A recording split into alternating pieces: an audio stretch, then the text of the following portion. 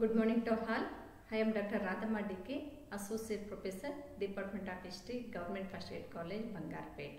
Now we are going to discuss about the BNU BA first semester na History of Ancient India ಅನ್ನೋ ಒಂದು ವಿಚಾರಕ್ಕೆ ಸಂಬಂಧಿಸಿದ ಹಾಗೆ ವಿಷಯಕ್ಕೆ ಸಂಬಂಧಿಸಿದ ಹಾಗೆ literary sources foreign literary sources ಸಾಹಿತ್ಯ ಆಧಾರಗಳು ಸಾಹಿತ್ಯ ಆಧಾರಗಳಲ್ಲಿ ದೇಶೀಯ ಸಾಹಿತ್ಯ ಆಧಾರಗಳನ್ನು ನಾವು ನೋಡಿದ್ವಿ. ಆ ದೇಶೀಯ ಸಾಹಿತ್ಯ ಆಧಾರಗಳ ರೀತಿಯಲ್ಲಿ ಇನ್ನೊಂದು ಭಾಗವನ್ನು ವಿದೇಶಿ ಸಾಹಿತ್ಯ ಆಧಾರಗಳು ಅಂತ ನೋಡಿದ್ವಿ. ಆ ವಿದೇಶಿ ಸಾಹಿತ್ಯ ಆಧಾರಗಳ ಬಗ್ಗೆ ಈ ತರಗತಿಯನ್ನು ಮುಂದುವರಿಸೋಣ. ನೋಡಿ ವಿದ್ಯಾರ್ಥಿಗಳೇ, ಲಿಟ್ರರಿ ಸೋರ್ಸಸ್ ಅಂತ ಬಂದಾಗ ಸಾಹಿತ್ಯ ಆಧಾರಗಳು ಅಂದಾಗ ಅದರಲ್ಲಿ ನಾವು ದೇಶೀಯ ಸಾಹಿತ್ಯ ಆಧಾರಗಳು ಮತ್ತು ವಿದೇಶಿ ಸಾಹಿತ್ಯ ಆಧಾರಗಳು ಅಂತ ಎರಡು ಭಾಗಗಳಾಗಿ ಮಾಡಿದ್ವಿ. ಈಗಾಗಲೇ ನಾವು ದೇಶೀಯ ಸಾಹಿತ್ಯ ಆಧಾರಗಳ ಬಗ್ಗೆ ಕುರಿತು ಸುವಿವರವಾಗಿ ನಾವು ತರಗತಿಯನ್ನು ತಗೊಂಡಿದ್ದೀವಿ. ನೆಕ್ಸ್ಟ್ ಈಗ ವಿದೇಶಿ ಸಾಹಿತ್ಯ ಆಧಾರಗಳನ್ನು ಕುರಿತು ನಾವಿವತ್ತು ಮಾತಾಡೋಣ. ನೋಡಿ, ಪ್ರಾಚೀನ ಕಾಲದಿಂದಲೂ ಸಹ ಭಾರತ ಇಡೀ ಜಗತ್ತಿನಲ್ಲೇ ಸಿರಿ ಸಂಪತ್ತಿನ ಒಂದು ನಾಡಾಗಿತ್ತು. ಅದರಲ್ಲೂ ಪ್ರಾಕೃತಿಕ ಸೌಂದರ್ಯವನ್ನ ತನ್ನಲ್ಲಿ ಅಡಗಿಸಿ ಇಟ್ಕೊಂಡಿತ್ತು. ಹಾಗಾಗಿ ಸರ್ವೇ ಸಾಮಾನ್ಯವಾಗಿ ವಿದೇಶಿ ಪ್ರವಾಸಿಗರನ್ನ ರಾಯಭಾರಿಗಳನ್ನ ತನ್ನತ್ತ ಕೈ ಬೀಸಿ ಕರೀತಾ ಇತ್ತು ಅಂತ ಹೇಳ್ತಾರೆ. ಈ ರೀತಿ ನೋಡೋದೇ ಆದ್ರೆ ಭಾರತಕ್ಕೆ ಇದರ ಹಿನ್ನೆಲೆಯಲ್ಲೇ ಅದರ ಒಂದು ಸಂಪತ್ತು ಮತ್ತು ಅದರ ಪ್ರಾಕೃತಿಕ ಸೌಂದರ್ಯದ ಆಕರ್ಷಣೆಗೆ ಒಳಪಟ್ಟಂತಹ ಕೆಲವು ಪ್ರವಾಸಿಗರು ಮತ್ತೆ ರಾಜ ಮಹಾರಾಜರು ಮತ್ತೆ ರಾಯಭಾರಿಗಳು ಭಾರತಕ್ಕೆ ಬರೋದಕ್ಕೆ ಶುರು ಮಾಡಿದರು. ಅಂತಹ ಸಂದರ್ಭದಲ್ಲಿ ಏನೋ ಈ ರಾಯಭಾರಿಗಳಾಗಿ ಬಂದಿರಬಹುದು, ಪ್ರವಾಸಿಗರಾಗಿ ಬಂದಿರಬಹುದು, ಪ್ರಯಾಣಿಕರಾಗಿ ಬಂದಿರಬಹುದು ಅಥವಾ ಚರಿತ್ರಕಾರರಾಗಿ ಬಂದಿರಬಹುದು. ಇವರೆಲ್ಲರೂ ಸಹ ಭಾರತಕ್ಕೆ ಬಂದ ಮೇಲೆ ಯಾವುದೋ ಒಬ್ಬ ರಾಜ ಮಹಾರಾಜರ ಆಸ್ಥಾನದಲ್ಲಿ ತಮ್ಮ ಆಶ್ರಯವನ್ನು ಗಿಟ್ಟಿಸ್ಕೊಳ್ತಾ ಇದ್ರು. ಅಂತಹ ಆಶ್ರಯವನ್ನು ಪಡೆದ ನಂತರ ತಮಗಾದ ಅನುಭವಗಳನ್ನ ತಮಗೆ ಆದಂತಹ ಅನುಭವಗಳ ಜೊತೆಗೆ ತಾವೇ ನೋಡಿದಂತಹ ಕಣ್ಣಾರೆ ಕಂಡಂತಹ ಕಿವಿಯಾರೆ ಕೇಳಿದಂತಹ ವಿಚಾರಗಳನ್ನ ಅರ್ಥೈಸಿಕೊಂಡು ಅನುಭವಿಸಿ ಅದರ ಒಂದು ಅಂಶಗಳನ್ನ ದಾಖಲಿಸಿ ಇರುವಂತಹ ಒಂದು ಪ್ರಯತ್ನವನ್ನ ಮಾಡಿದ್ರು. ಇಂತಹ ಒಂದು ಪ್ರವಾಸಿ ಕಥನಗಳನ್ನ ಅಥವಾ ಗ್ರಂಥಗಳನ್ನೇ ನಾವು ವಿದೇಶಿ ಸಾಹಿತ್ಯ ಆಧಾರಗಳು ಅಂತ ಕರಿತೀವಿ. ಅರ್ಥ ಆಯ್ತಾ ವಿದ್ಯಾರ್ಥಿಗಳೇ? ವಿದೇಶಗಳಿಂದ ಬಂದಂತಹ ರಾಯಭಾರಿಗಳು, ಪ್ರವಾಸಿಗರು, ಪ್ರಯಾಣಿಕರು, ಚರಿತ್ರಕಾರರಿಂದ ಹೊರಬಂದಂತಹ ಅಥವಾ ರಚನೆ ಆದಂತಹ ಒಂದು ಸಾಹಿತ್ಯವನ್ನೇ ನಾವಿಲ್ಲಿ ಏನಂತ ಕರಿತೀವಿ? ವಿದೇಶಿ ಸಾಹಿತ್ಯ ಆಧಾರಗಳು ಅಂತ ಕರಿತೀವಿ. ಈ ವಿದೇಶಿ ಸಾಹಿತ್ಯ ಆಧಾರಗಳಲ್ಲಿ ನೋಡಿ, ನಾವು ಜನರಲ್ ಆಗಿ ನೋಡೋದೇ ಆದ್ರೆ ನಮ್ಮ ಸ್ಥಳೀಯ ಭಾಷೆಗಳಲ್ಲಿ ಈ ಸಾಹಿತ್ಯ ರಚನೆ ಆಗಲಿಲ್ಲ. ಯಾಕಂದ್ರೆ ಆ ಸ್ಥಳೀಯ ಭಾಷೆ ಅವ್ರಿಗೆ ಗೊತ್ತಿರಲಿಲ್ಲ. ಹಾಗಾಗಿ ಏನಾಯ್ತು, ವಿದೇಶಿ ಸಾಹಿತ್ಯ ಹೆಚ್ಚಾಗಿ ರೋಮನ್, ಚೀನಿ, ಅರಬ್ ಭಾಷೆಗಳಲ್ಲಿ ರಚನೆ ಆದವು. ನಮ್ಮ ದೇಶಕ್ಕೆ ಬಂದಂತಹ ವಿದೇಶಿಯರು ಯಾವ ದೇಶದಿಂದ ಬಂದ್ರೋ ಅವರ ಸ್ಥಳೀಯ ಭಾಷೆಗಳಲ್ಲಿ ಸಾಹಿತ್ಯವನ್ನ ರಚನೆ ಮಾಡಿದರು. ಇಂತಹ ಸಾಹಿತ್ಯ ಆಧಾರಗಳನ್ನ ಕೆಲವು ಸಾಹಿತ್ಯ ಆಸಕ್ತರು ಅಥವಾ ಇತಿಹಾಸಕಾರರು ಏನಂತ ಕರೀತಾರೆ ಅಂತಂದ್ರೆ, ದೇಶೀಯ ಸಾಹಿತ್ಯ ಆಧಾರಗಳಿಗಿಂತ ವಿದೇಶಿ ಸಾಹಿತ್ಯ ಆಧಾರಗಳು ಸ್ಪಷ್ಟತೆಯನ್ನ ನೀಡುತ್ತೆ, ನಿಖರವಾದ ಮಾಹಿತಿಯನ್ನ ನೀಡುತ್ತೆ, ಇಲ್ಲಿ ಸತ್ಯಾಂಶವನ್ನ ಪರಿಚಯಿಸುತ್ತೆ ಅಂತ ಹೇಳ್ತಾರೆ. ಯಾಕೆ ಅಂತ ನೋಡೋದೇ ಆದ್ರೆ ನೋಡಿ ವಿದ್ಯಾರ್ಥಿಗಳೇ, ನಿಮ್ಮನ್ನ ನನ್ನ ಬಗ್ಗೆ ಕೇಳಿದ್ರೆ ನೀವೇನ್ ಹೇಳ್ತೀರಾ? ನಮ್ಮ ಟೀಚರ್ ಅನ್ನೋ ಕನ್ಸರ್ನ್ ಇಟ್ಕೊಂಡು ನನ್ನ ತಪ್ಪುಗಳನ್ನ ಏನ್ ಮಾಡ್ತೀರಾ? ಅದನ್ನ ಪಾಯಿಂಟ್ ಔಟ್ ಮಾಡೋದಿಲ್ಲ, ಒಳ್ಳೆತನವನ್ನ ಮಾತ್ರ ಪಾಯಿಂಟ್ ಔಟ್ ಮಾಡ್ತೀರಾ. ಅದೇ ರೀತಿ ಸ್ಥಳೀಯ ಇತಿಹಾಸಕಾರರು ತಮ್ಮ ಆಶ್ರಯವನ್ನ ಕೊಟ್ಟಿದ್ರಲ್ವಾ, ಅದರ ಅಭಿಮಾನದಿಂದ, ಅದರ ಒಂದು ಏನು ಅಭಿಮಾನದಿಂದ, ಗೌರವದಿಂದ ಏನ್ ಮಾಡ್ತಿದ್ರು, ಅವ್ರ ಬಗ್ಗೆ ಒಳ್ಳೆಯ ವಿಚಾರಗಳನ್ನ ಮಾತ್ರ ದಾಖಲಿಸ್ತಾ ಇದ್ರು. ಯಾವುದೇ ಒಬ್ಬ ಮನುಷ್ಯ ಅಂದ್ರೆ ಅವನಿಗೆ ಎರಡು ಮುಖ ಇರುತ್ತೆ, ಒಳ್ಳೆಯವನಾಗಿರ್ತಾನೆ, ಕೆಟ್ಟವನಾಗಿರ್ತಾನೆ. ಆದ್ರೆ ಆ ಕೆಟ್ಟತನವನ್ನ ಅವನ ಒಂದು ಏನು ಮೈನಸ್ ಪಾಯಿಂಟ್ಸ್ ಅನ್ನ ಅವನು ದಾಖಲಿಸೋದಕ್ಕೆ ಹೋಗ್ತಾ ಇರ್ಲಿಲ್ಲ, ಪ್ಲಸ್ ಪಾಯಿಂಟ್ಸ್ ಪಾಸಿಟಿವಿಟಿಯನ್ನ ಮಾತ್ರ ಇವನು ದಾಖಲಿಸಿ ಇಡ್ತಾ ಇದ್ದ. ಹಾಗಾಗಿ ದೇಶೀಯ ಸಾಹಿತ್ಯ ಆಧಾರಗಳಿಂದ ವಿದೇಶಿ ಸಾಹಿತ್ಯ ಆಧಾರಗಳು ನಿಖರವಾದದ್ದು ಅಂತ ಹೇಳ್ತಾರೆ. ಹಾಗಾದ್ರೆ ವಿದೇಶಿ ಸಾಹಿತ್ಯ ಆಧಾರಗಳು ಯಾಕೆ ನಿಖರವಾಗಿದ್ದಾವೆ? ಅವರು ಆಶ್ರಯವನ್ನ ಪಡ್ಕೊಂಡಿದ್ರಲ್ವಾ ಅನ್ನೋದೇ ಆದ್ರೆ, ಅಲ್ಲಿ ವಿದೇಶಿ ಯಾತ್ರಿಕರು ಅಥವಾ ರಾಯಭಾರಿಗಳು, ಪ್ರವಾಸಿಗರು ಏನ್ ಬಂದಿದ್ರು ಅವರು ಇಲ್ಲಿ ಆಶ್ರಯವನ್ನ ಪಡ್ಕೊಂಡ್ರು ಅಂತಹ ರಾಜ ಮಹಾರಾಜರ ಬಗ್ಗೆ ಯಾವುದೇ ರೀತಿಯ ಗೌರವ ಮಾನ್ಯತೆಗಳು ಇರ್ತಾ ಇರಲಿಲ್ಲ. ಹಾಗಾಗಿ ತಮಗನಿಸಿದ್ದನ್ನ, ತಾವು ಅನುಭವಿಸಿದ್ದನ್ನ, ಅಲ್ಲಿನ ವಾಸ್ತವ ಸ್ಥಿತಿಗಳನ್ನ ಅರ್ಥೈಸಿಕೊಂಡು ವಸ್ತು ಸ್ಥಿತಿಯನ್ನ ಯಥಾವತ್ತಾಗಿ ದಾಖಲಿಸಿ ಇಡುವಂತಹ ಪ್ರಯತ್ನವನ್ನ ಮಾಡಿದರು. ಹಾಗಾಗಿ ಇಲ್ಲಿ ಇದು ಏನೋ ಹೊಗಳಿಕೆಯ ಮಾತುಗಳಾಗಿರ್ಲಿಲ್ಲ, ವಸ್ತು ಸ್ಥಿತಿಯನ್ನ ಆಧರಿಸಿರುವಂತಹ ಸಾಹಿತ್ಯ ಆಗಿರ್ತಾ ಇತ್ತು ಅಂತ ನೋಡ್ತೀವಿ. ಅಲ್ಲದೆ ನಮ್ಮ ಒಂದು ಇತಿಹಾಸಕಾರರು ಇದನ್ನ ಅಕ್ಸೆಪ್ಟ್ ಮಾಡ್ಕೊಳ್ಳೋದಕ್ಕೆ ರೆಡಿ ಇಲ್ಲ. ನಿಜ, ಯಾಕಂದ್ರೆ ಇಲ್ಲಿ ಯಾವುದೋ ದೇಶದಿಂದ ಬಂದಂತಹ, ಯಾವುದೋ ಒಂದು ಪ್ರಾಂತ್ಯದಿಂದ ಬಂದಂತಹ ವಿದೇಶಿ ಯಾತ್ರಿಕ ನಮ್ಮ ಸ್ಥಳೀಯ ಭಾಷೆಯನ್ನ ಅರ್ಥ ಮಾಡ್ಕೊಳ್ಳೋದಕ್ಕೆ ಆಗ್ತಾ ಇರಲಿಲ್ಲ. ಅಂತಹ ವಾತಾವರಣ ಅಥವಾ ಅಂತಹ ಸಂದರ್ಭದಲ್ಲಿ ತನ್ನ ಜೀವನದ ಪರಿಚಯನೂ ಅವನಿಗೆ ಇರಲಿಲ್ಲ. ಯಾವುದೋ ರಾಜನ ಆಸ್ಥಾನದಲ್ಲಿ ಆಶ್ರಯವನ್ನ ಪಡ್ಕೊಳ್ತಾ ಇದ್ದ. ಅಲ್ಲಿನ ವಾತಾವರಣ ಯಾವ ರೀತಿ ಇರ್ತಾ ಇತ್ತು? ಪಾಸಿಟಿವ್ ಆಗಿ ಇರ್ತಾ ಇತ್ತು, ಎಲ್ಲಾನು ಚೆನ್ನಾಗಿ ಇರ್ತಾ ಇತ್ತು. ಆದ್ರೆ ವಾಸ್ತವವಾಗಿ ನಿಜವಾದ ಸತ್ಯವನ್ನ ಅವನು ಹುಡುಕೋದಿಕ್ಕೆ ಸಾಧ್ಯವಾಗ್ತಾ ಇರಲಿಲ್ಲ. ಅಂತಹ ಒಂದು ಹಿನ್ನೆಲೆಯಲ್ಲಿ ನೋಡಿದಾಗ ಇವನು ಸತ್ಯಕ್ಕೆ ದೂರವಾದ ಘಟನೆಗಳನ್ನ ಬರಿತಾ ಇದ್ದಾರೆ.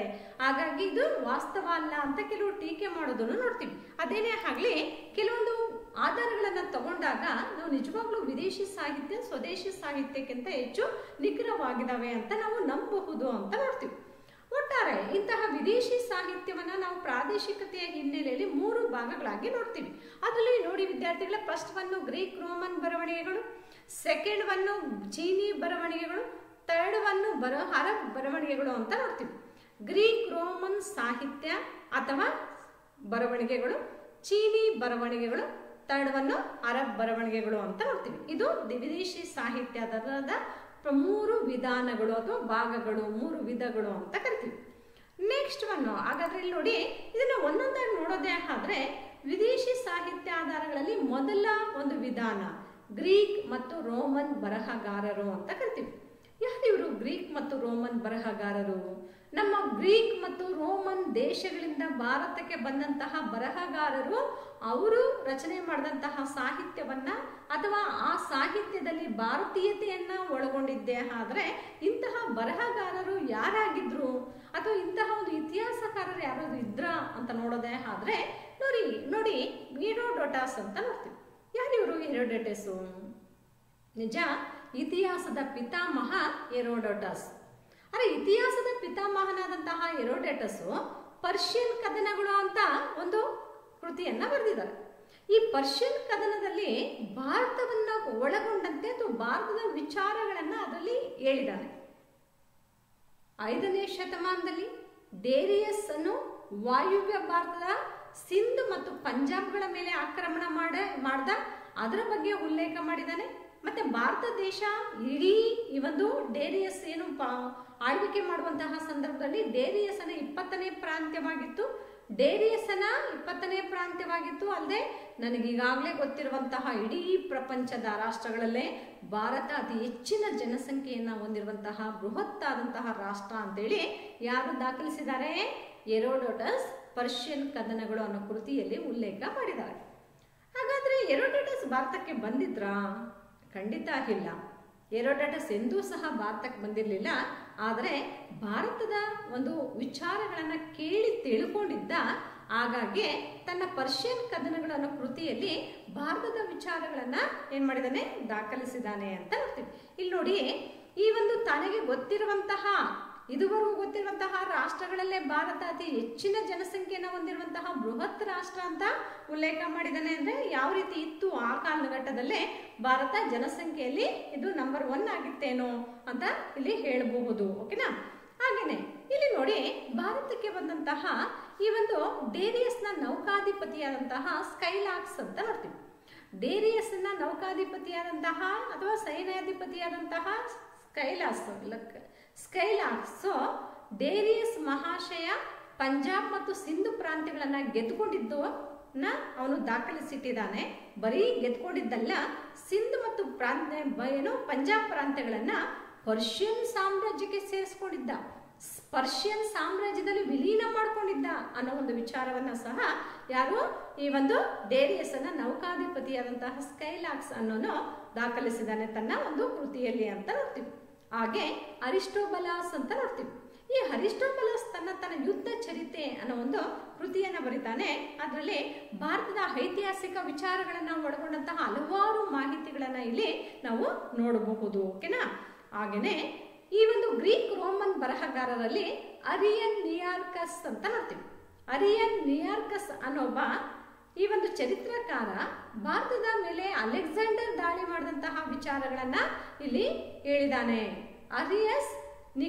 ನಿಯಾರ್ಕಸ್ ಅಂತ ನೋಡ್ತೀವಿ. ಇವನು ಗ್ರೀಕ್ನ ಅಲೆಕ್ಸಾಂಡರ್ ಭಾರತದ ಮೇಲೆ ದಾಳಿ ಮಾಡ್ದ, ಯಾವ ರೀತಿಯ ದಾಳಿಗಳನ್ನ ಮಾಡ್ದ ಅನ್ನೋದ್ರ ಬಗ್ಗೆ ಇಡೀ ಪ್ರಪಂಚವನ್ನೇ ಗೆಲ್ಲಬೇಕು ಅನ್ನೋ ಆಕಾಂಕ್ಷೆಯನ್ನು ಇಟ್ಕೊಂಡು ಬಂದಂತಹ ಅಲೆಕ್ಸಾಂಡರ್ನ ದಾಳಿಗಳ ಬಗ್ಗೆ ಇಲ್ಲಿ ದಾಖಲಿಸಿ ಇಟ್ಟಿದ್ದಾನೆ ಅಡ್ರಿಯನ್ ನಿಯಾರ್ಕಸ್ ಅನ್ನೊಬ್ಬ ಇತಿಹಾಸಕಾರ ಅಂತ ನೋಡ್ತೀವಿ. ಓಕೆನಾ? ಹಾಗೆ ಈ ಒಂದು ಗ್ರೀಕ್ ರೋಮನ್ ಬರಹಗಾರರಲ್ಲಿ ಇನ್ನಷ್ಟು ನಾವು ಪ್ರಮುಖ ವ್ಯಕ್ತಿಗಳು ಅಂತ ನೋಡೋದೇ ಆದ್ರೆ ನಮಗೆ ಇಲ್ಲಿ ಹೆಚ್ಚು ಮಾಹಿತಿಯನ್ನು ನೀಡುವಂತಹ ಮೆಗಾಸ್ತನಿಸ್ನ ಇಂಡಿಕಾ ಅನ್ನೋ ಕೃತಿ.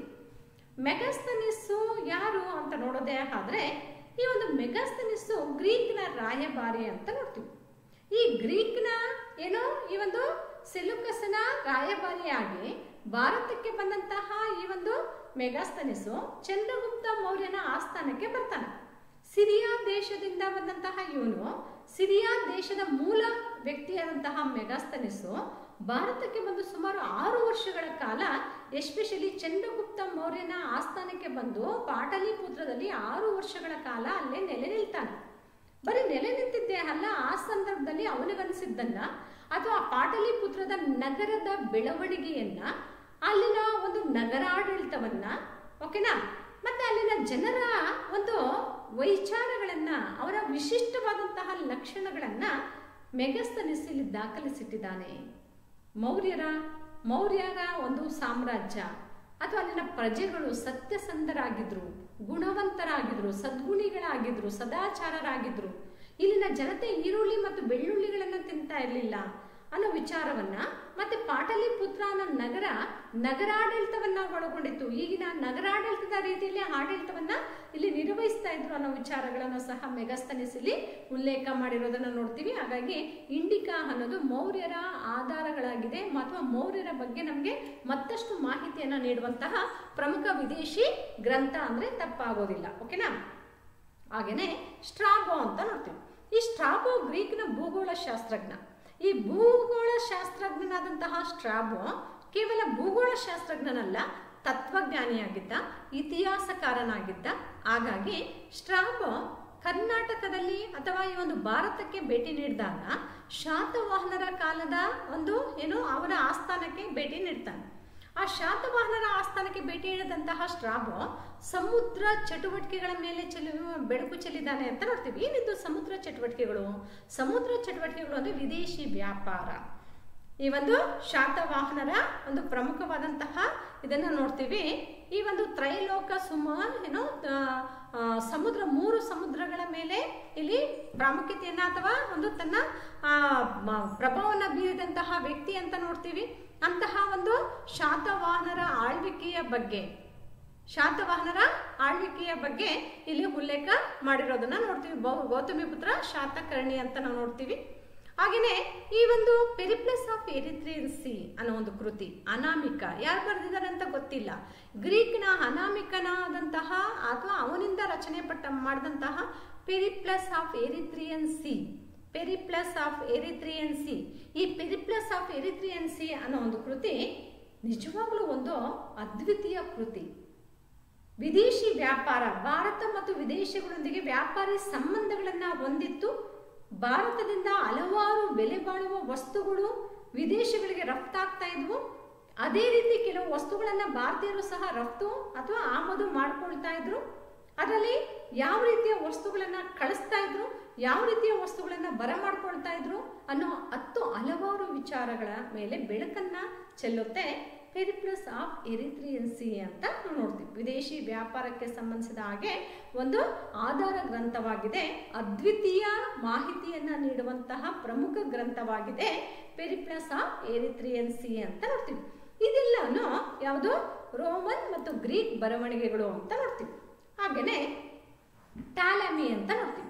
ಟಾಲಮಿಯ ಜಿಯೋಗ್ರಫಿ ಅಥವಾ ಭೂಗೋಳ ಶಾಸ್ತ್ರ ಅಂತ ನೋಡ್ತೀವಿ.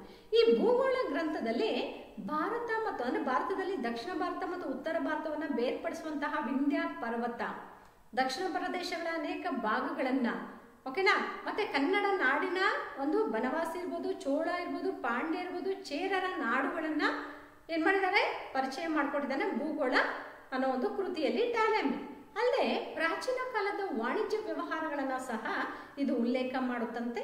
ಅಲ್ಲದೆ ಭಾರತ ಒಳಗೊಂಡಂತಹ ಉತ್ತಮವಾದಂತಹ ಭೌಗೋಳಿಕ ಒಂದು ಹವಾಮಾನ ಇರ್ಬೋದು, ಅಥವಾ ಭೌಗೋಳಿಕತೆಯ ಒಂದು ಪರಿಸರ ಇರ್ಬೋದು, ಬೆಟ್ಟ ಗುಡ್ಡ ನದಿ ಹೀಗೆ ಪರ್ವತ ಎಲ್ಲವುಗಳನ್ನ ಭೂಗೋಳವನ್ನೇ ಪರಿಚಯ ಮಾಡಿಕೊಟ್ಟಿದೆ ಈ ಒಂದು ಟಾಲೆಮಿಯ ಭೂಗೋಳ ಶಾಸ್ತ್ರ ಅಥವಾ ಭೂಗೋಳ ಅನ್ನೋ ಒಂದು ಗ್ರಂಥ ಅಂತ ನೋಡ್ತೀವಿ. ವಿದ್ಯಾರ್ಥಿಗಳೇ ನೋಡಿ, ಆಗಿನ ಪ್ಲೀನಿ ಅಂತ ನೋಡ್ತೀವಿ. ಈ ಒಂದು ಗ್ರೀಕ್ನ ಪ್ಲೀನಿ ಅನ್ನೋರು ಪ್ರಾಕೃತಿಕ ಭೂಗೋಳ ಅನ್ನೋ ಕೃತಿಯನ್ನ ಬರೀತಾರೆ. ಈ ಪ್ರಾಕೃತಿಕ ಭೂಗೋಳ ಅನ್ನೋ ಕೃತಿಯಲ್ಲಿ ಭಾರತದ ಭೌಗೋಳಿಕತೆಯ ವಿಶೇಷತೆಗಳನ್ನ ಇಲ್ಲಿ ದಾಖಲಿಸಿ ಇಟ್ಟಿದೆ. ಅಲ್ಲದೆ ಇದು ಈ ಒಂದು ಪ್ರಾಕೃತಿಕ ಭೂಗೋಳ ಅನ್ನೋದು 39 ಭಾಗಗಳಿಂದ ಕೂಡಿದೆ. ಈ 39 ಭಾಗಗಳಿಂದ ಕೂಡಿರುವ ಇದು ಪ್ರತಿಯೊಂದು ಭಾಗವು ಪ್ರತಿಯೊಂದು ಪ್ರತ್ಯೇಕವಾದ ವಿಚಾರಗಳನ್ನು ಪರಿಚಯ ಮಾಡಿಕೊಡುತ್ತೆ. ಅದರಲ್ಲಿ ವಿದೇಶಿ ವ್ಯಾಪಾರ, ಕಡಲ ವ್ಯಾಪಾರ ಅಂದ್ರೆ ವಿದೇಶಿ ವ್ಯಾಪಾರದ ಬಗ್ಗೆನೂ ಸಹ ಇದು ಮಾಹಿತಿಯನ್ನ ನೀಡುವಂತಹ ಒಂದು ಗ್ರಂಥ ಆಗಿದೆ ಅಂತ ನೋಡ್ತೀವಿ. ಓಕೆನಾ? ಹಾಗೇನೆ ಭಾರತಕ್ಕೆ ಬಂದಂತಹ ಸಿರಿಯಾದ ರಾಯಭಾರಿ ಡೈಮೋಕಸ್ ಅಂತ ನೋಡ್ತೀವಿ. ಸಿರಿಯಾದ ರಾಯಭಾರಿ ಡೈಮೋಕಸ್ ಮತ್ತೆ ಈಜಿಪ್ಟ್ನ ಡಯೋನಿಸಿಯಸ್ ಅಂತ ನೋಡ್ತೀವಿ. ಇವರು ಸಹ ಭಾರತ ಮತ್ತು ಬ್ಯಾಕ್ಟೀರಿಯನ್ ಮತ್ತು ಪಾರ್ಥಿಯನರ ಬಗ್ಗೆ, ಅವರ ನಡುವಿನ ಒಂದು ಸಂಬಂಧಗಳ ಬಗ್ಗೆ, ಐತಿಹಾಸಿಕ ಮಾಹಿತಿಗಳ ಬಗ್ಗೆ ಇದು ಹಲವಾರು ವಿಚಾರಗಳನ್ನ ಪರಿಚಯಿಸುತ್ತೆ ಅಂತ ನೋಡ್ತೀವಿ. ಓಕೆನಾ ವಿದ್ಯಾರ್ಥಿಗಳೇ? ಇದಿಷ್ಟು ಇದೊಂದು ಗ್ರೀಕ್ ಮತ್ತು ರೋಮನ್ ಬರವಣಿಗೆಗಳು ಅಂತ ನೋಡ್ತೀವಿ. ವಿದೇಶಿ ಸಾಹಿತ್ಯ ಆಧಾರಗಳಲ್ಲಿ ಮೊದಲ ಭಾಗ ಗ್ರೀಕ್ ಮತ್ತು ರೋಮನ್ ಬರವಣಿಗೆಗಳು. ಸೆಕೆಂಡ್ ಒನ್ ನೋಡಿ, ಏನಿದೆ ಇಲ್ಲಿ? ಚೀನಿ ಬರಹಗಾರರು ಅಥವಾ ಬರವಣಿಗೆಗಳು ಅಂತ ನೋಡ್ತೀವಿ. ಚೀನಿ ಸಾಹಿತ್ಯ ಅಂತಾನೆ ಕರಿತೀವಿ. ಯಾಕೆ ಚೀನಿ ಸಾಹಿತ್ಯ ಅಂತ ಕರಿತೀವಿ? ನಾನು ಮೊದಲೇ ಹೇಳಿದೆ, ಪ್ರಾದೇಶಿಕತೆಯನ್ನ ಆಧರಿಸಿ 3 ಭಾಗ ಮಾಡಿದ್ರು. ಈಗಾಗಲೇ ಗ್ರೀಕ್ ಮತ್ತು ರೋಮನ್ ಪ್ರದೇಶಗಳಿಂದ ಭಾರತಕ್ಕೆ ಬಂದಂತಹ ಯಾತ್ರಿಗಳು ಅಥವಾ ರಾಯಭಾರಿಗಳು ಅಥವಾ ಇತಿಹಾಸಕಾರರು, ಭೂಗೋಳ ಶಾಸ್ತ್ರಜ್ಞರು ಬರೆದಂತಹ ಒಂದು ದಾಖಲೆಗಳನ್ನು ನೋಡ್ಕೊಂಡ್ಬಂದ್ವಿ. ಹಾಗೆ ಈಗ ಚೀನಾದಿಂದ ಭಾರತಕ್ಕೆ ಬಂದಂತಹ ಚೀನಿ ಬರಹಗಾರರು ಯಾರಾಗಿದ್ರು, ಅವರ ಒಂದು ಸಾಹಿತ್ಯ ಕೃತಿಗಳು ಯಾವಾಗಿತ್ತು, ಆ ಸಾಹಿತ್ಯಿಕ ಕೃತಿಗಳಲ್ಲಿ ದಾಖಲಿಸಿರುವಂತಹ ದಾಖಲೆಗಳು ಏನು ಅಂತ ನೋಡೋಣ. ಇಲ್ಲಿ ನೋಡಿ, ಅದರಲ್ಲಿ ಮೊದಲಿಗೆ ಪಾಹಿಯಾನ್ ಅಂತ ನೋಡ್ತೀವಿ. ಯಾರಿವನು ಪಾಹಿಯನ್ನು? ಕ್ರಿಸ್ತಶಕ 399ರಿಂದ 414 ಇವನ ಕಾಲಘಟ್ಟ ಅಂತ ನೋಡ್ತೀವಿ. ಅಂದ್ರೆ 399ರಿಂದ 414ರವರೆಗೆ ಭಾರತದಲ್ಲಿ ಇವನಿದ್ದ ಅಂತ ನೋಡ್ಬೋದು. ಇವನು ಪಾಹಿಯನ್ನು ಚೀನಾದ ಒಬ್ಬ ಯಾತ್ರಿಕ. ಇವರು 2ನೇ ಚಂದ್ರಗುಪ್ತನ ಅವಧಿಯಲ್ಲಿ ಬೌದ್ಧ ಧರ್ಮದ ಪವಿತ್ರ ಸ್ಥಳಗಳನ್ನ ಸಂದರ್ಶನ ಮಾಡೋದು, ಬೌದ್ಧ ಗ್ರಂಥಗಳನ್ನ ಸಂಗ್ರಹಿಸುವ ಉದ್ದೇಶದಿಂದಲೇ ಕಾಲ್ನಡಿಗೆಯಲ್ಲಿ, ಪಾಪ ಚೀನಾ ಹತ್ರ ಇದೆ, ಹಾಗಾಗಿ ಚೀನಾದಿಂದ ಭಾರತಕ್ಕೆ ಬಂದ್ಬಿಟ್ರು. ಇಂತಹ ಒಂದು ಪಾಹಿಯನ್ನು 2ನೇ ಚಂದ್ರಗುಪ್ತನ ಆಸ್ಥಾನಕ್ಕೆ ಬಂದಿದ್ದು. ಯಾರು 2ನೇ ಚಂದ್ರಗುಪ್ತ? ಮೌರ್ಯರ ಆಸ್ಥಾನದಲ್ಲಿ ಇದ್ದಂತಹ ಒಬ್ಬ ಪ್ರಖ್ಯಾತ ರಾಜ. ಈ ಮೌರ್ಯರ ರಾಜನ ನೋ, ಮೌರ್ಯರ ರಾಜ ಚಂದ್ರಗುಪ್ತ ಮೌರ್ಯ ಅಂತ ಬರ್ತಾನೆ. ಆದ್ರೆ ಇಲ್ಲಿ 2ನೇ ಚಂದ್ರಗುಪ್ತ ಅಂತ ಬಂದಾಗ ಗುಪ್ತರ 2ನೇ ಚಂದ್ರಗುಪ್ತ ಅಲ್ಲದೆ 2ನೇ ಚಂದ್ರಗುಪ್ತನನ್ನ 2ನೇ ಚಂದ್ರಗುಪ್ತ ವಿಕ್ರಮಾದಿತ್ಯ ಅಂತಾನೂ ಕರಿತೀವಿ. ಈ ಒಂದು 2ನೇ ಚಂದ್ರಗುಪ್ತ ಗುಪ್ತರ ಆಸ್ಥಾನಕ್ಕೆ ಭೇಟಿ ನೀಡಿದಂತಹ ಪಾಹಿಯಾನ್, ಅವರ ಉದ್ದೇಶ ಏನಾಗಿತ್ತು? ಈಗಾಗಲೇ ಹೇಳಿದೆ, ಬೌದ್ಧ ಧರ್ಮದ ಪವಿತ್ರ ಸ್ಥಳಗಳನ್ನ ಸಂದರ್ಶನ ಮಾಡೋದು, ಹಾಗೂ ಬೌದ್ಧ ಗ್ರಂಥಗಳನ್ನ ಸಂಗ್ರಹಿಸುವ ಉದ್ದೇಶಕ್ಕಾಗಿ ಭಾರತಕ್ಕೆ ಕಾಲ್ನಡಿಗೆಯಲ್ಲಿ ಪ್ರಯಾಣ ಮಾಡ್ದ ಅಂತ ನೋಡ್ತೀವಿ. ಇವನು ಆನಂತರ ಪಾಟಲಿಪುತ್ರದಲ್ಲಿ 6 ವರ್ಷ ನೆಲೆ ನಿಂತ. ಪಾಟಲಿಪುತ್ರದಲ್ಲಿ ನೆಲೆ ನಿಂತಹ ಇವನು ಸ್ಥಳೀಯ ಭಾಷೆಯಾದಂತಹ ಸಂಸ್ಕೃತ ಭಾಷೆಯನ್ನ ಕಲಿತ್ಬಿಡ್ತಾರೆ. ನಮಗೀಗ ಬ್ರಹ್ಮವಿದ್ಯೆ ಅಂತ ನೋಡ್ತೀವಿ, ಆದ್ರೆ ಕಲಿತಾ ಆ ಬ್ರಹ್ಮವಿದ್ಯೆ ಕೋತಿ ವಿದ್ಯೆಯಾಗಿ ಬದಲಾಗುತ್ತೆ ಅಂತ ನಾವು ನೋಡ್ತೀವಿ.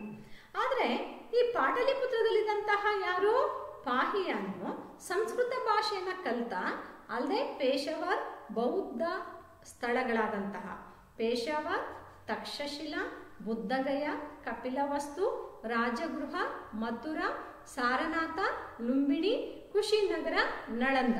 ಓಕೆನಾ? ಅಂದ್ರೆ ಬೌದ್ಧ ಸ್ಥಳಗಳಾದಂತಹ ಯಾವ್ದ್ಯಾವುದು?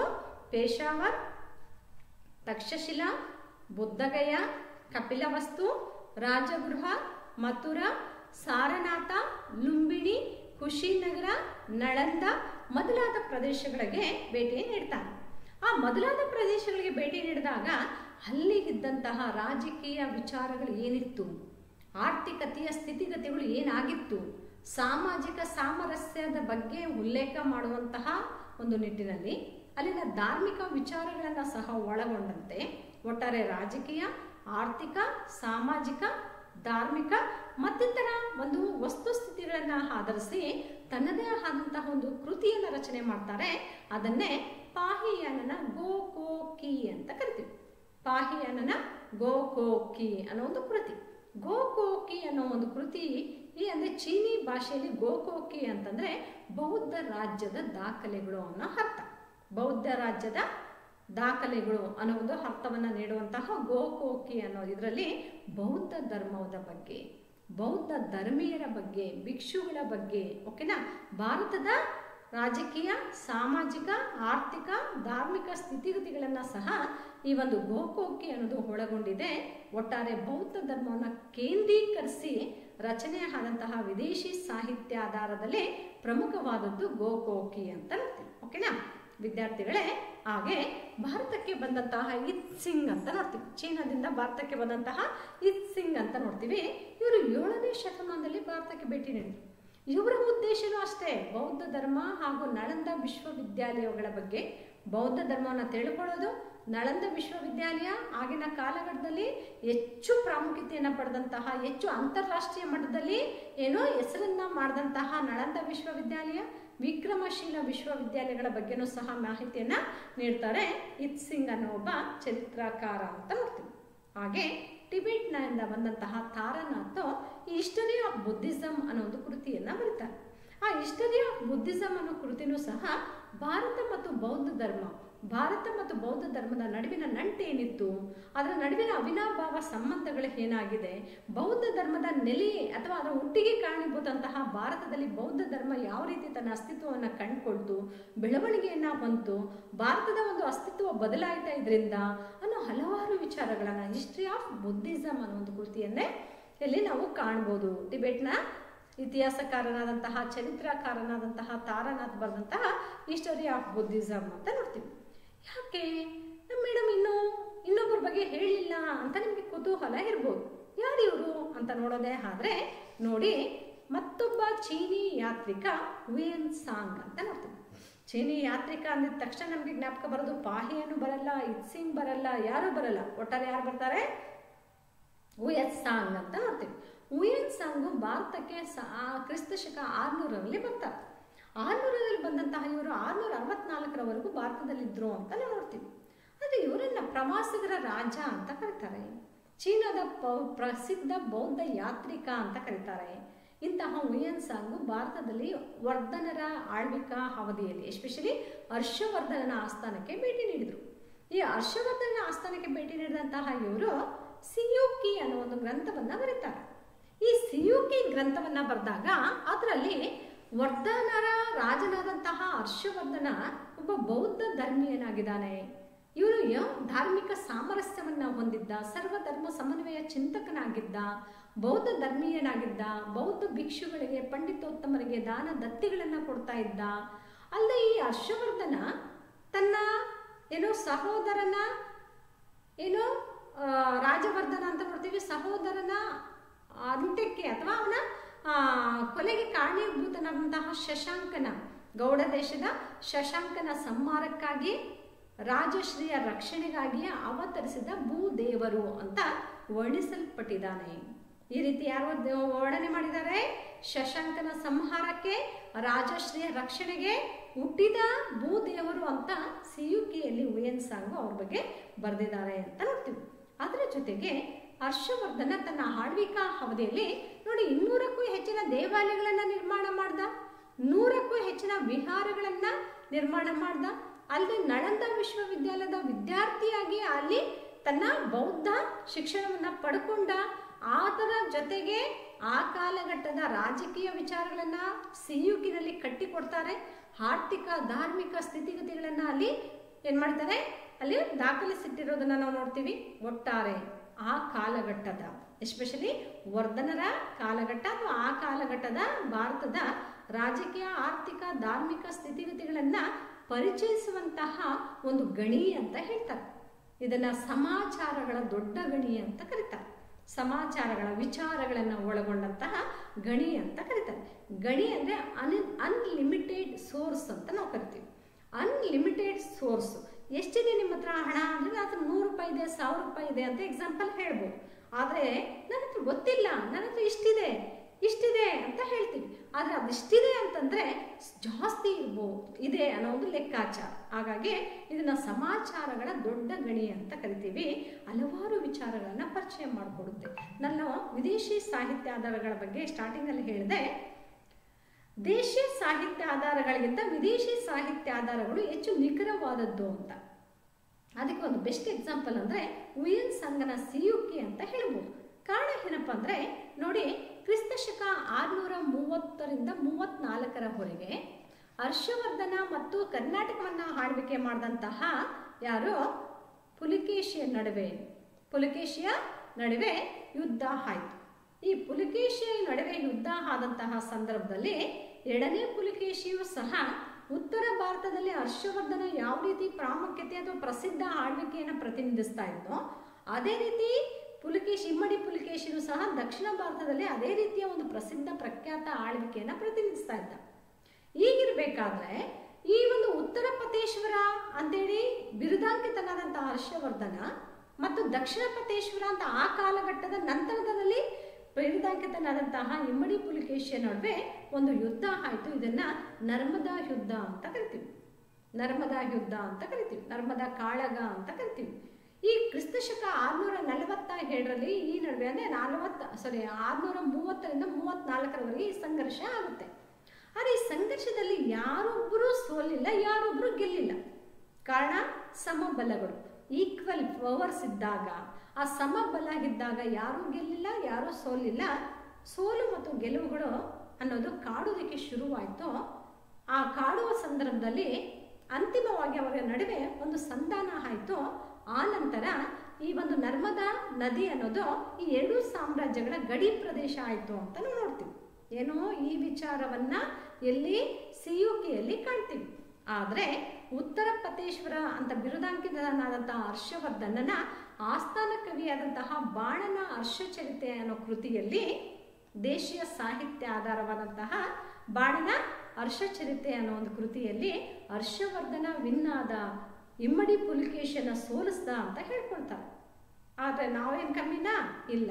ದಕ್ಷಿಣ ಪತೇಶ್ವರ ಅಂತ ಬಿರುದಾಂಕಿತನಾದಂತಹ ಇಮ್ಮಡಿ ಪುಲಿಕೇಶಿಯು ಸಹ ಅವನ ಆಸ್ಥಾನದಲ್ಲಿದ್ದಂತಹ ಕವಿ ರವಿ ಅಂತ ನೋಡ್ತೀವಿ. ಆ ಒಂದು ಯಾರು ಈ ಒಂದು ರವಿ ಕೀರ್ತಿ ಅಂತ ನೋಡ್ತೀವಿ. ಇವನು ಒಂದು ಶಾಸನವನ್ನು ಬರೀತಾನೆ, ಐಹೊಳೆ ಶಾಸನ ಅಂತ. ರವಿ ಕೀರ್ತಿಯ ಐಹೊಳೆ ಶಾಸನದಲ್ಲಿ ಅವನು ಹೇಳ್ಕೊಳ್ತಾನೆ, ಇಲ್ಲ ಉತ್ತರ ಪತೇಶ್ವರನಾದಂತಹ ಹರ್ಷವರ್ಧನನನ್ನ ದಕ್ಷಿಣ ಪತೇಶ್ವರನಾದಂತಹ ಇಮ್ಮಡಿ ಪುಲಿಕೇಶಿ ಸೋಲಿಸ್ದ. ಓಕೆನಾ? ಅಂದರೆ ಇದನ್ನ ನಾವು ನೋಡಿದಾಗ ಇದು ಹೊಗಳಿಕೆಯ ವಿಚಾರ ಅಲ್ವಾ? ಇಲ್ಲಿ ವಾಸ್ತವತೆ ಇತ್ತ. ಆದರೆ ವಾಸ್ತವತೆಯನ್ನು ಪರಿಚಯ ಮಾಡಿಕೊಟ್ಟಿದ್ದಾರೋ ಹುಯೆನ್ ಸಾಂಗ್ ಅಂತ ನಾವು ನೋಡ್ತೀವಿ ಅಲ್ವಾ? ಹಾಗಾಗಿ ಕೆಲವೊಂದು ವಿಚಾರಗಳಲ್ಲಿ, ಕೆಲವು ಸಂದರ್ಭಗಳಲ್ಲಿ ದೇಶೀಯ ಸಾಹಿತ್ಯ ಆಧಾರಗಳಿಗಿಂತ ಹೆಚ್ಚು ನಿಖರವಾಗಿದ್ದಾವೆ ವಿದೇಶಿ ಸಾಹಿತ್ಯ ಆಧಾರಗಳು ಅಂತ ನಂಬಬಹುದು ಅಂತ ಹೇಳ್ಬೋದು. ಕೆಲವೊಮ್ಮೆ ನಂಬೋದಕ್ಕೂ ಸಾಧ್ಯ ಆಗದೇನೂ ಇರಬಹುದು ಅಂತ ನೋಡ್ತೀವಿ. ಹಾಗಾಗಿ ಸಮಯ, ಸಂದರ್ಭ, ಸನ್ನಿವೇಶಗಳನ್ನು ನಮ್ಮದೇ ಆದಂತಹ ಆಲೋಚನಾ ಲಹರಿಯಲ್ಲಿ ಆಲೋಚಿಸಿ, ಅದನ್ನು ವಿಚಾರಿಸಿ, ವಿಶ್ಲೇಷಿಸಿ, ಆ ನಂತರ ನಿರ್ಧರಿಸಿ ಅದನ್ನು ನಾವು ಅನುಗ್ರಹಿಸಬೇಕಾಗುತ್ತೆ ಅಥವಾ ಅನುಕರಿಸಬೇಕಾಗುತ್ತೆ ಅಂತ ಹೇಳಬೇಕಾಗುತ್ತೆ. ಓಕೆನಾ? ಒಟ್ಟಾರೆ ವಿದ್ಯಾರ್ಥಿಗಳೇ ನೋಡಿ, ಈ ಒಂದು ಇದಿಷ್ಟು ಚೀನಿ ಬರವಣಿಗೆಗಳು ಅಂತ ನೋಡಿದ್ವಿ. ಈಗಾಗಲೇ ಗ್ರೀಕ್ ಮತ್ತು ಅರಬ್ ಬರವಣಿಗೆಗಳಾಯಿತು. ನೆಕ್ಸ್ಟ್ ಒಂದು ಚೀನಿ ಬರವಣಿಗೆಗಳಾಯಿತು. ಇನ್ನು ಉಳಿದಿರೋದು ಯಾವುದು? 3ನೇದು ಅರಬ್ ಬರವಣಿಗೆಗಳು. ಈ ಅರಬ್ ಬರವಣಿಗೆಗಳು ವಿದೇಶಿ ಸಾಹಿತ್ಯ ಆಧಾರಗಳಲ್ಲಿ ಅರಬ್ ಬರವಣಿಗೆಗಳನ್ನು ನಾವು ನೋಡೋದೇ ಆದರೆ ನಾವು ಅರಬ್ ಲೇಖಕರಾದಂತಹ ಅಲ್ ಮಸೂದಿಯ ಹಸನ್ ನಿಜಾಮಿ ಅಂತ ಅಂತೀವಿ. ಅಲ್ ಮಸೂದಿ ಹಸನ್ ನಿಜಾಮಿರವರು ಭಾರತದ ಸಾಮಾಜಿಕ ಧಾರ್ಮಿಕ ಸ್ಥಿತಿಗತಿಗಳನ್ನು ಕುರಿತಂತೆ ಹಲವಾರು ದಾಖಲೆಗಳನ್ನು ನೀಡಿದ್ದಾರೆ. ಅದೇ ರೀತಿ ಆಲ್ ಕಾಜ್ವಿನ್ ಅಂತ ನೋಡ್ತೀವಿ.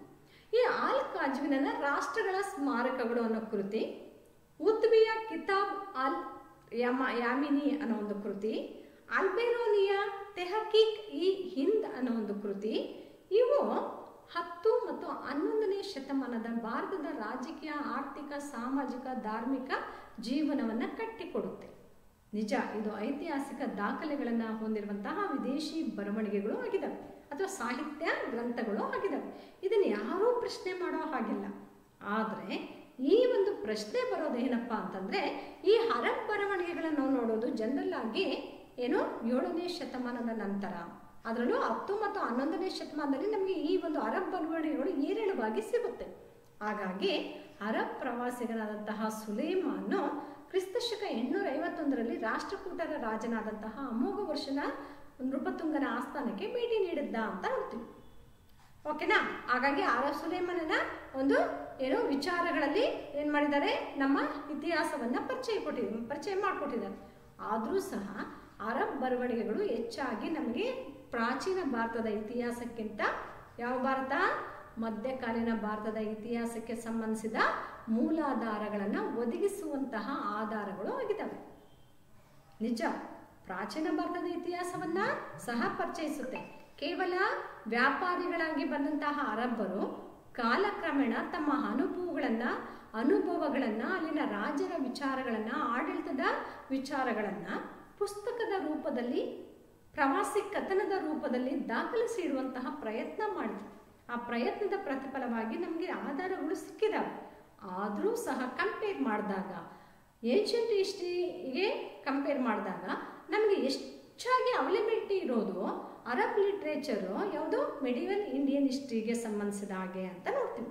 ಓಕೆನಾ ವಿದ್ಯಾರ್ಥಿಗಳೇ? ಅದೇನೇ ಆಗಲಿ, ವಿದೇಶಿ ಸಾಹಿತ್ಯ ಆಧಾರಗಳು ಅಂತ ಬಂದಾಗ 3 ಭಾಗಗಳಿದ್ದಾವೆ.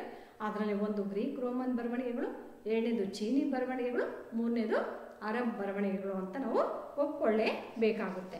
ಹಾಗಾಗಿ ದೇಶೀಯ ಸಾಹಿತ್ಯ ಆಧಾರಗಳ ಜೊತೆಗೆ ವಿದೇಶಿ ಸಾಹಿತ್ಯ ಆಧಾರಗಳು ಸಹ ಸಾಹಿತ್ಯ ರಚನೆಯಲ್ಲಿ ಅದ್ವಿತೀಯ ಕಾಣಿಕೆಗಳನ್ನು ನೀಡುತ್ತೆ. ಹಾಗಾಗಿ ಆಧಾರಗಳಲ್ಲಿ ದೇಶೀಯ ಸಾಹಿತ್ಯ ಆಧಾರಗಳಷ್ಟೇ ಮಹತ್ವದ ಮಾಹಿತಿಗಳನ್ನು ವಿದೇಶಿ ಸಾಹಿತ್ಯ ಆಧಾರಗಳು ಸಹ ನೀಡ್ತಾ ಇದ್ದಾವೆ ಅನ್ನೋದನ್ನು ನಾವ್ಯಾರೂ ಮರೆಯೋ ಹಾಗಿಲ್ಲ. ಹಾಗೆಯೇ ವಿದೇಶಿ ಸಾಹಿತ್ಯಗಳನ್ನು ನಾವಿಲ್ಲಿ ಇತಿಹಾಸದ ರಚನೆಯಲ್ಲಿ ಪ್ರಮುಖವಾಗಿ ಸ್ವೀಕರಿಸಬೇಕಾಗುತ್ತೆ. ಇಂತಹ ಒಂದು ವಿದೇಶಿ ಆಧಾರಗಳ ವಿಚಾರಗಳನ್ನು ಈ ತರಗತಿಯಲ್ಲಿ ನಾವು ತಗೊಂಡ್ವಿ. ನಿಜವಾಗ್ಲೂ ಇದು ಅರ್ಥ ಆಗಿದೆ ಅಂತ ಅಂದ್ಕೊಂಡಿದ್ದೀನಿ. Okay, thank you very much.